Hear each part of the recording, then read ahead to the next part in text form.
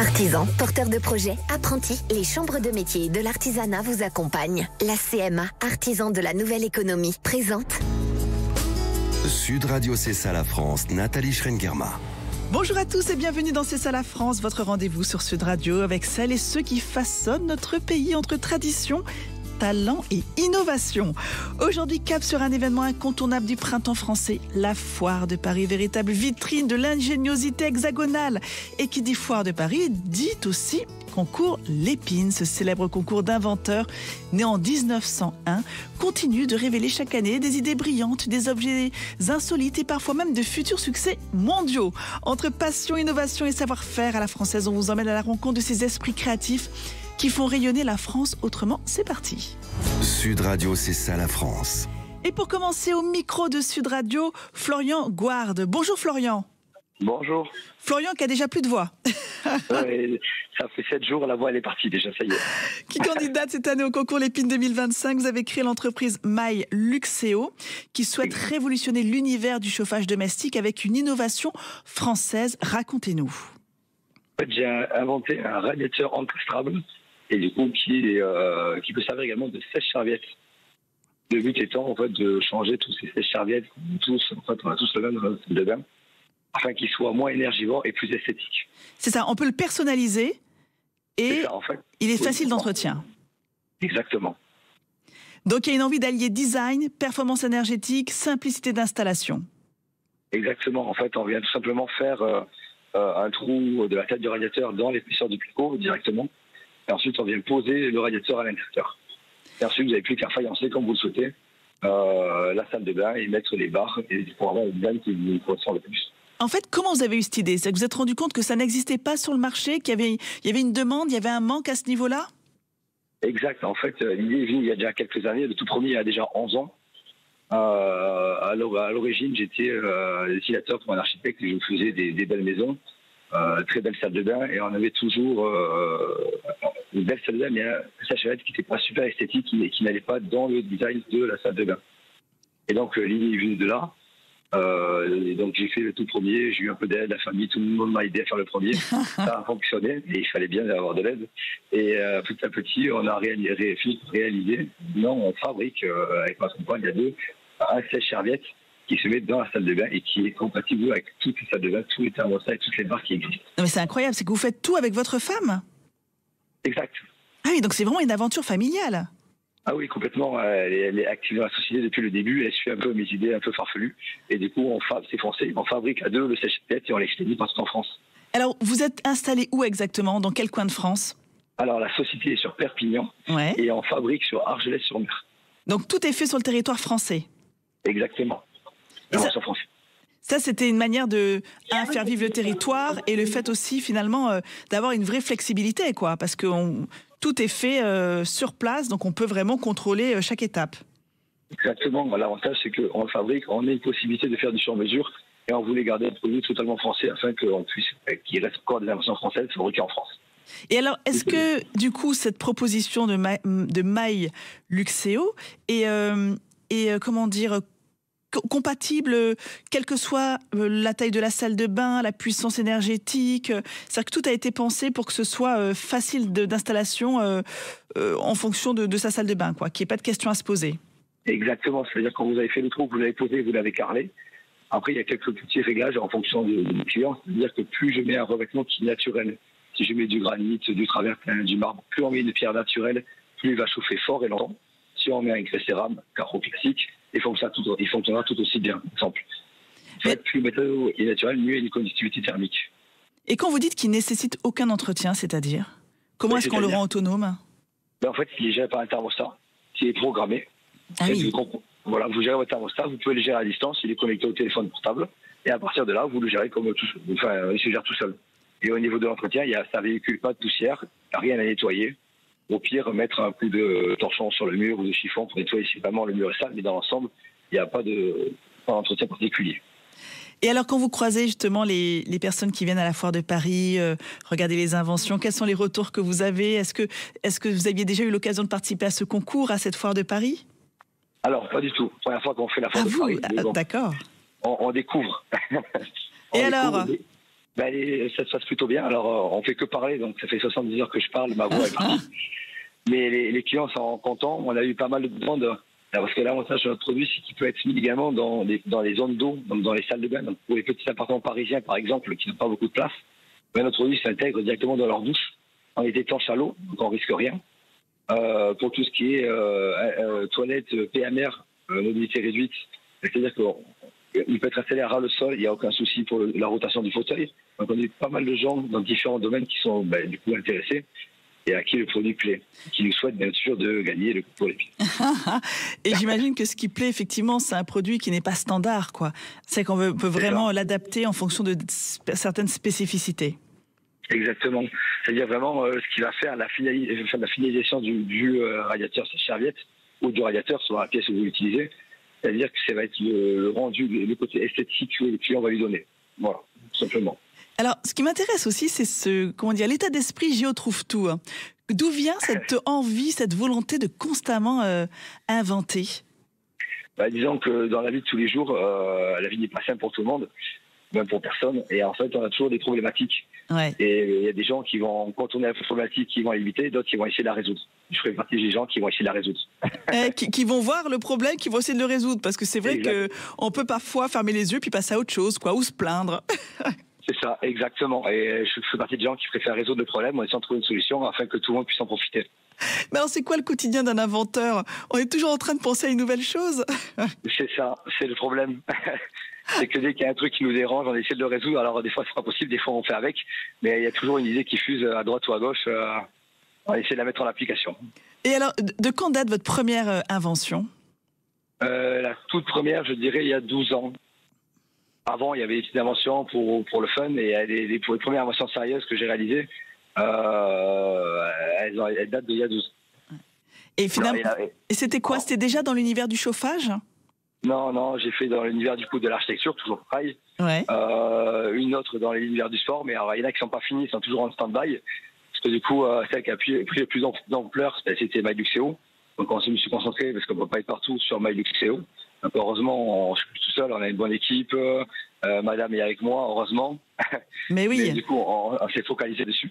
Parce qu'il y a l'invention, puis après, quand il y a le process pour le produire, quand on souhaite entreprendre, après c'est une autre aventure. C'est ça. L'idée, on peut l'avoir à 1, à 2, à 3, on peut se débrouiller. Mais après, quand il faut mettre en application, tout seul, c'est compliqué. Donc, heureusement qu'on a du monde qui suit, que ma femme m'aide, que ma famille est toujours derrière, on a des amis, on a des commerciaux. On a une bonne ambiance familiale qui fait qu'en fait, on peut se permettre, par exemple, le concours Lépine et de le faire. Parce que tout seul, c'est infaisable. Mais bien sûr, j'imagine. Il faut être accompagné pour pouvoir faire un concours comme celui-ci. Sinon, c'est infaisable, quoi. Non, il y a énormément de monde. On ne peut pas être partout. Il y a la demande de tous les côtés. Il faut vraiment qu'on puisse répondre à la demande du client et pas laisser quelqu'un qui attend, qui regarde sans information. Donc, tout ça, c'est pas possible. Et ça fait partie de votre quotidien, ça aussi, finalement, de faire des foires, de faire des salons, pour faire connaître le produit, enchaîner les événements? Ça arrive, du coup, en général, c'est seulement avec ma compagne. En général, on fait les salons qu'il y a dans la région, dans les PO, sur Perpignan. On a pareil une petite foire, on a un salon éco, un salon d'habitat, ce genre de choses qu'on fait en local. Et c'est la première fois qu'on part aussi loin pour essayer de le présenter, on va dire, à la France entière. Et ça donne envie de le refaire et de faire d'autres salons à Paris ou peut-être ailleurs? Complètement. Complètement. Il y a beaucoup de bandes, c'est vachement intéressant. Les gens, ils sont là, ils sont intéressés, ils posent des questions, ils partent, ils reviennent, ils prennent des flyers. Enfin, les gens sont contents d'appeler. Donc, à partir du moment où on a un ressenti qui est positif, on a toujours envie de revenir. Alors, quels sont les projets futurs? Dernière petite question pour MyLuxeo. C'est quoi? C'est continuer justement à grandir, à convaincre, à gagner en visibilité? Exactement. Le but, c'est qu'en fait, on a un produit quand même qui est nouveau, qui est atypique. Et en fait, les gens, ils ne le, comment dire, s'ils ne l'ont pas vu, s'ils ne l'ont pas touché, c'est difficile à comprendre. Maintenant, on est à la radio, mais voilà, devant moi, j'ai le mur. Quand je le mets la main dessus, le mur est à 45 degrés et on consomme que 260 watts. Et les gens, ils ont du mal à concevoir l'idée qu'on peut consommer si peu. Et on génère une chaleur qui peut aller jusqu'à 80 degrés. Ouais. Et en fait, voilà, le fait de le montrer, ils peuvent toucher, ils peuvent voir. Et que, en fait, aujourd'hui, chauffer une salle de bain, par exemple, à 3000 watts juste pour chauffer une serviette pour un confort, et ça fait beaucoup d'électricité gâchée juste pour une serviette. Alors qu'on peut le faire avec 260 watts quasiment 10 fois moins. Ouais. Et à vous écouter, on comprend l'importance quand même de faire des foires, des événements, parce que les gens ont besoin de voir, de comprendre. Voilà, ça peut pas juste s'expliquer oralement, quoi. Non, il faut vraiment qu'ils viennent. Et nous, ce qui se passe, c'est qu'on a 2 modèles expo, un brut où il y a notre produit réel et un produit qui est carré, qui est fini avec un thermostat. Les gens viennent, ils touchent, ils pensent que c'est le carreau, ils pensent que c'est autre chose. On leur explique. Là, ils comprennent le principe. Et à partir de là, en fait, quand ils ont compris, ils sont satisfaits en général et ils passent. Sinon, effectivement, ils ont du mal à comprendre comment on peut chauffer un carreau dans un mur. Ça se passe en 10 minutes, comment c'est possible, comment on consomme si peu, comment on met les barres, enfin voilà. Et quand ils ont compris ça, après, ça passe tout seul. Bon, en tout cas, on vous souhaite bonne chance pour ce concours Lépine 2025, Florian Gouard, pour My Luxeo, cette belle entreprise familiale. On l'a bien compris, avec votre femme, vous êtes présents à la foire. D'ailleurs, vous êtes sur quel stand pour ceux qui seront encore là ce week-end? Vous êtes sur quel stand? On est dans l'allée 5 en chiffre romain et le stand numéro 13. Bon, et bonne chance à vous, Florian. Merci beaucoup en tout cas. Au revoir. On va se quitter un court instant, puis on se retrouve juste après avec celui qui a eu le trophée CMA France lors du concours Lépine 2024. Il va nous faire découvrir son invention, celle qui a été récompensée. À tout de suite. Artisans, porteurs de projets, apprentis, les chambres de métiers et de l'artisanat vous accompagnent. La CMA, artisan de la nouvelle économie, présente Sud Radio C'est ça la France, Nathalie Schrengerma. Nous voilà de retour dans C'est ça la France, l'émission du savoir-faire français pour cette spéciale foire de Paris et concours Lépine. Notre prochain invité est breton, c'est un artisan innovant, il s'appelle François Condette, il est fondateur de l'entreprise Facette, il a été récompensé par le prestigieux trophée CMA France, la Chambre des métiers de l'artisanat France, lors du concours Lépine 2024. Donc pas de pression pour lui pour cette année. Son innovation, une grue légère et modulable, une solution révolutionnaire pour les chantiers urbains, on en parle tout de suite avec lui. Sud Radio, c'est ça la France. Bonjour François Condette. Oui, bonjour Nathalie. J'imagine que vous avez une petite pensée pour tous ceux qui sont là, ce concours Lépine 2025. Oui, tout à fait, on a nos pensées pour eux. Une ambiance incroyable à chaque fois, un coup de pression. Alors vous avez mis au point une grue légère et modulable. Racontez-nous justement cette innovation qui a reçu le trophée CMA France lors du concours Lépine 2024.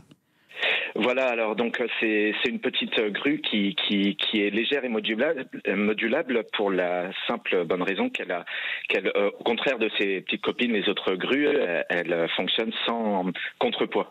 Et donc on a monté la machine donc elle appartient aux catégories des grues de terrasse.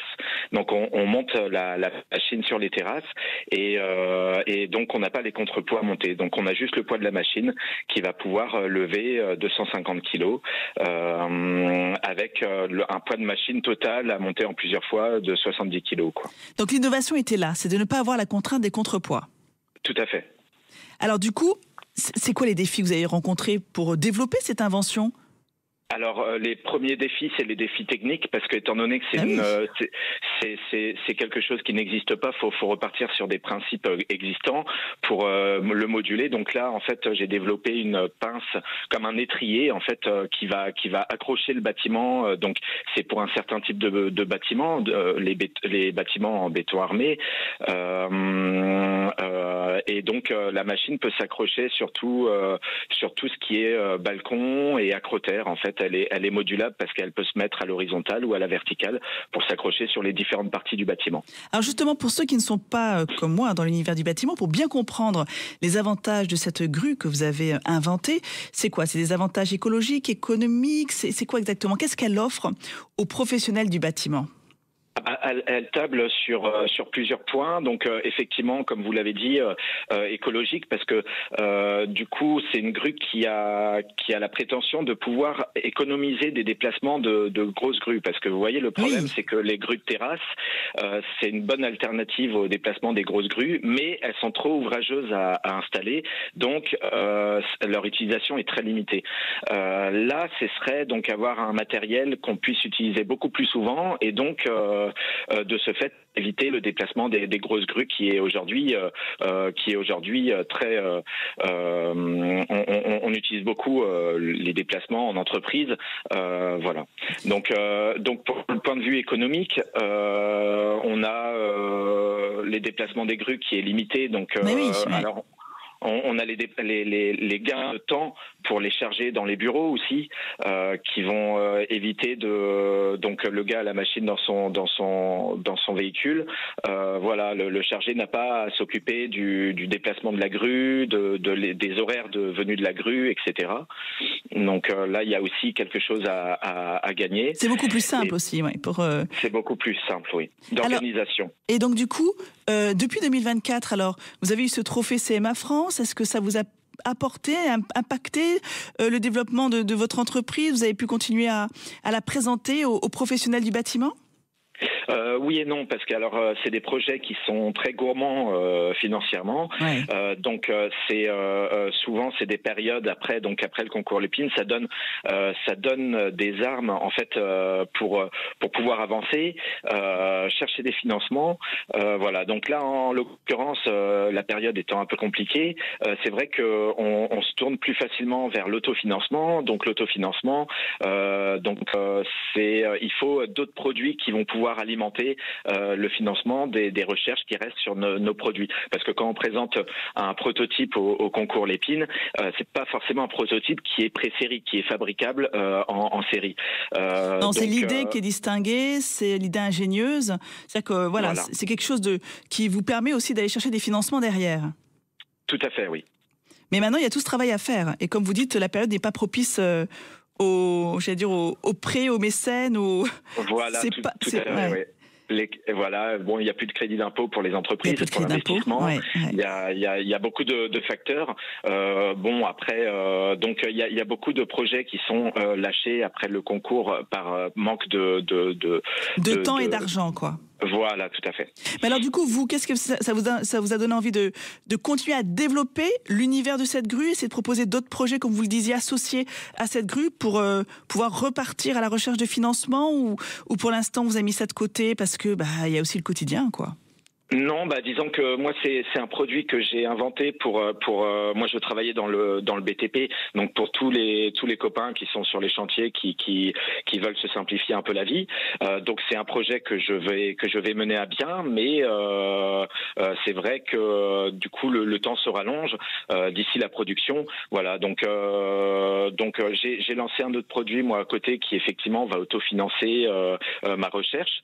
Mais toujours dans l'idée d'optimiser cette grue, quoi. Toujours dans l'idée d'optimiser cette grue, de pouvoir faire un prototype pré-série qui convienne aux réglementations en vigueur et dans le bâtiment et qui puisse atterrir sur les chantiers. Et les retours que vous avez des chantiers, ça vous encourage, c'est ça, j'imagine, à continuer à développer cette grue, hein? Oui, tout à fait, parce que du coup, tout le monde est très enthousiaste.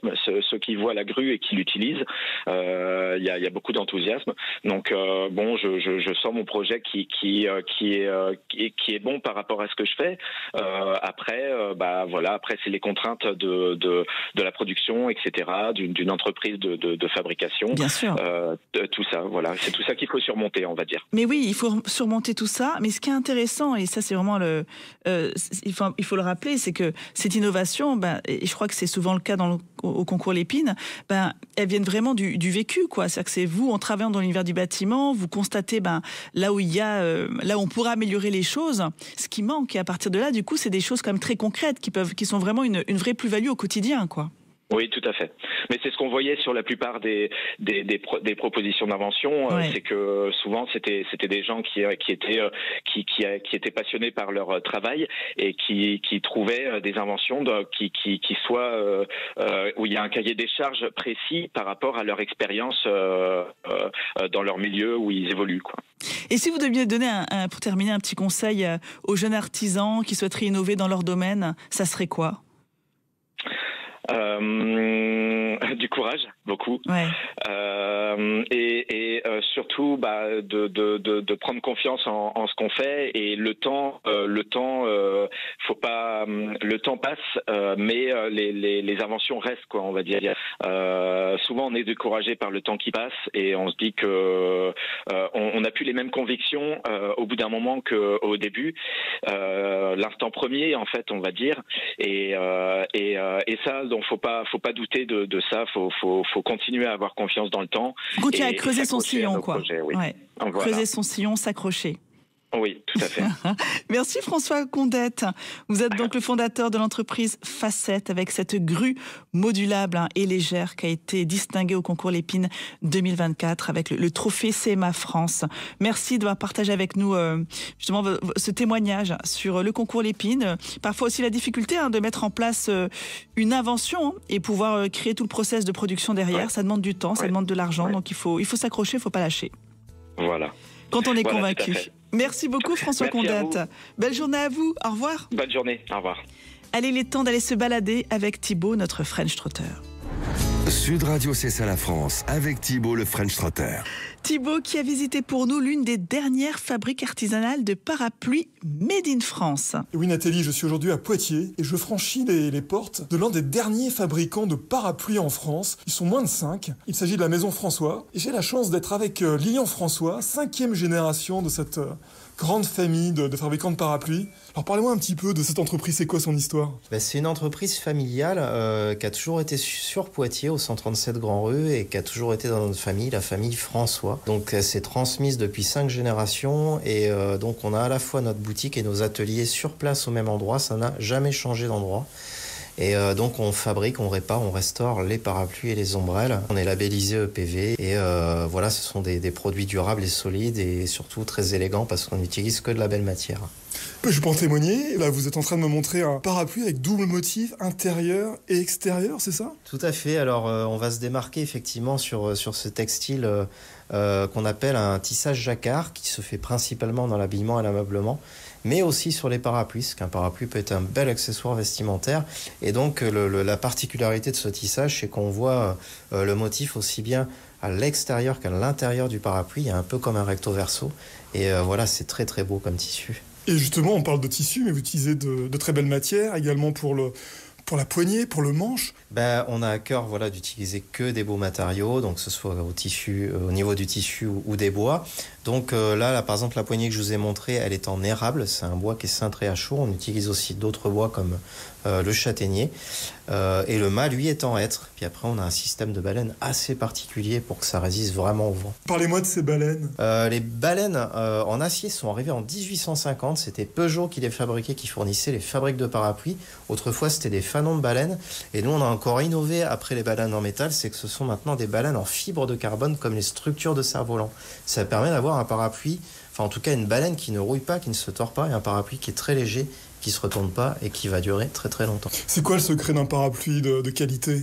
Parapluie de qualité, c'est un parapluie qui est fait avec des bons matériaux et avec un savoir-faire comme nous qui s'est transmis depuis plusieurs générations. C'est un peu comme dans la cuisine, j'ai envie de dire, il faut des bons ingrédients et une bonne technique pour faire un beau produit. Alors parlez-moi un peu de la fabrication de ces parapluies. Globalement, il y a à peu près une quinzaine d'étapes qui va de la coupe du tissu jusqu'à la couture où on fabrique toute la toile et aussi après toute la partie mécanique parce qu'on monte le mécanisme. Donc après, on vient assembler la toile sur le mécanisme et la dernière étape de fabrication, ça va être le repassage avec la machine que vous allez là-bas. Est-ce qu'on peut aller voir cette machine ? Bien sûr. Oui. Donc on peut la décrire, oui, c'est une machine en cuivre. Mais effectivement, c'est une machine en cuir qui ressemble presque finalement à un arrosoir. Donc on met de l'eau dedans. On la fait chauffer. La vapeur va sortir par les pommeaux, si je peux dire, un peu de l'arrosoir, quoi. Et donc, nous, on va poser notre textile dessus. Et comme c'est du cuivre, ça ne va pas brûler le textile. Et ça va vraiment tendre la toile, enlever les plis et lui donner sa forme définitive.